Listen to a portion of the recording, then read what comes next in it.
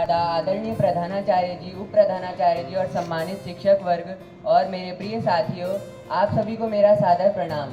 जैसा कि आप सभी को विदित है कि आज हम यहाँ पर हिंदी दिवस मनाने के उपलक्ष्य में एकत्रित हुए हैं। हर वर्ष 14 सितंबर को पूरे भारतवर्ष में हिंदी दिवस के रूप में मनाया जाता है।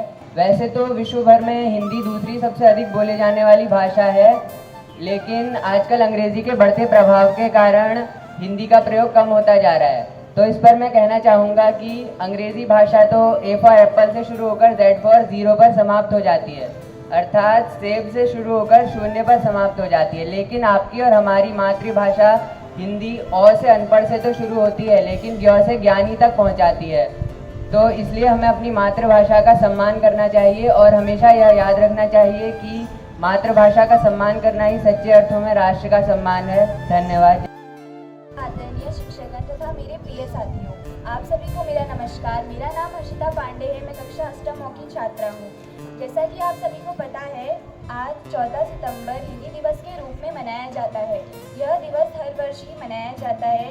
आदरणीय प्रधानाचार्य जी, शिक्षकगण एवं मेरे प्रिय भैया बहनों, जैसा कि आप सभी को विदित है, आज कल 14 सितंबर को हिंदी दिवस मनाया जाता है, परंतु उस दिन अवकाश होने के कारण आज से 13 तारीख को मनाया जा रहा है हमारे विद्यालय में। हिंदी न केवल एक भाषा है, परंतु हमारे भाव को व्यक्त करने का एक तरीका है। यह दिन इसलिए मनाया जाता है क्योंकि 14 सितंबर 1949 को भारतीय संविधान द्वारा हिंदी भाषा को आधिकारिक तौर पर राजभाषा का दर्जा दिया गया था।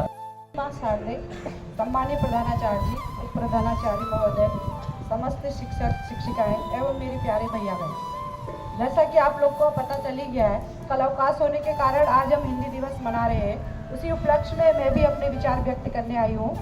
14 सितंबर सन 1949 को हमारी हिंदी भाषा को राजभाषा का दर्जा मिला था।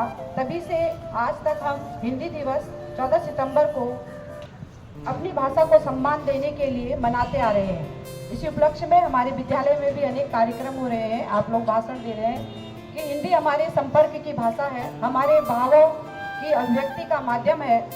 यह हमारी सांस्कृतिक और सामाजिक विरासत को जोड़ने के लिए एक सेतु का कार्य भी करती है। इसी हिंदी भाषा को महत्व देते हुए मैं और आगे बताऊंगी कि विश्व के 170 विश्वविद्यालयों में इस समय हमारी हिंदी भाषा एक भाषा के रूप में पढ़ाई जा रही है। अन्य कवियों के बारे में कहें तो प्राचीन समय से ही बिहारी जी ने हिंदी के महत्व को देते हुए अन्य भाषा से प्रेम करने वाले लोगों के लिए कहा था, बिहार बिहारी की बिहार वाटिका में चाहे केसर की वाटिका में बिहार कीजिए, या भूषणी की सेना के सिपाही बन जाइए।